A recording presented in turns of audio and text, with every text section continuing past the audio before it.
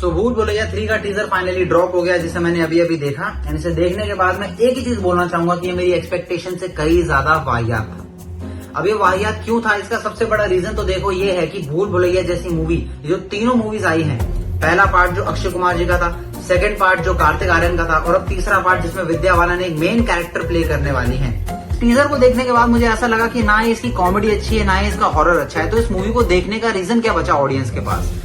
जो पहला पार्ट आया था ना अक्षय कुमार वाला, वो डर का माहौल बना देता था। जब हमने विद्या बालन को एक भूतनी की तरह देखा था, जिसमें वो कथक कर रही होती है या फिर जो भी उनका वो डांस था, मुझे नहीं पता वो डांस कौन सा था, लेकिन जो वो डांस करती थी मेकअप वेकअप लगा के, पूरा कॉस्ट्यूम पहन के, एंड जो उनकी एक्टिंग, जो उनके एक्सप्रेशन होते थे भाई, लेट 90s के किड्स और अर्ली 2000 के किड्स, भाई हमारे चूतड़ कांप गए थे उसे देख के, हमें रोंगटे आ जाते थे उसे देख के। लेकिन इस टीजर को देख के ना मेरे रोंगटे खड़े हुए, ना मुझे हंसी आई, इतना खराब टीजर था।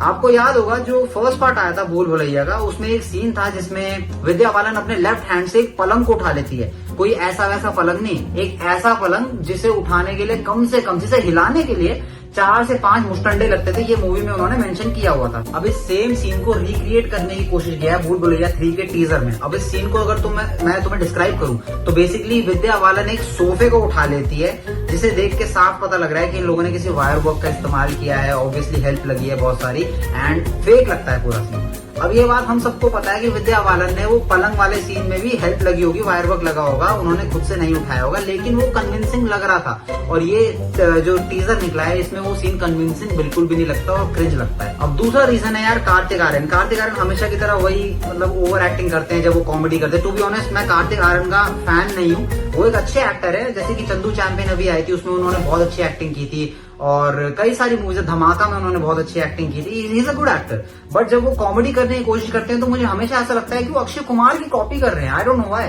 अब तीसरा रीजन एक और है, तृप्ति डिमरी। अब तृप्ति डिमरी को इन्होंने इस मूवी में रखा है सिर्फ और सिर्फ ऑडियंस को पुल करने के लिए। अब ऑडियंस आजकल पागल हुई पड़ी है, खास करके लड़के की भाभी टू।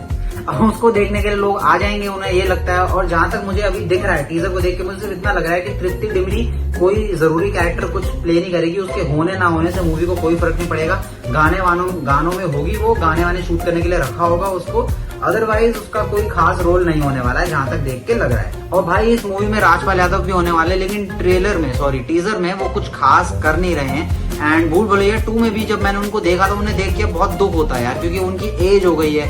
जो चीज वो 20 साल पहले किया करते थे वो फनी लगती थी, लेकिन अब 20 साल बाद जब उनकी एज हो गई है, he is 50 years old I guess, काफी एज हो गई है, अब वो कॉमेडी करते हैं तो ऐसा लगता है कि मतलब जबरदस्ती हो रही है उनके साथ। तो आई होप कि इस बार वो कॉमेडी अगर करें तो वो हमें अर्ली 2000 की याद दिलाएं, जब वो चुप चुप के, ढोल, इस टाइप की पिक्चरें किया करते थे, हमें देखने में बहुत मजा आता था। अब भाई इस मूवी का सेविंग ग्रेस है सिर्फ और सिर्फ विद्या बालन, जिनसे मेरी एक्सपेक्टेशंस बहुत ज्यादा हाई हैं। क्योंकि यार 2007 वाली भूल भुलैया में जो इनकी एक्टिंग थी ना, मैं फिर से कह रहा हूँ, गूज़बम्प्स दे देती थी यार, रोंगटे खड़े कर देती थी। मुझे कई बार रात को नींद भी नहीं आती थी वो मूवी देखने के बाद, जो वो आमी जे तुम्हार पे डांस करती थी विद्या बालन। अब मेरी उम्मीद बस ये है कि काश वही वाली विद्या बालन हमें फिर से देखने को मिले इस वाली भूल भुलैया में, ताकि थिएटर में जाएं तो पैसा वसूल हो, पैसा वेस्ट ना हो। अब मैं जा रहा हूँ, मिलेंगे अगली वीडियो में, किसी और टीजर का रिव्यू करेंगे या ट्रेलर का रिव्यू करेंगे। तब तक के लिए thanks for watching, bye bye.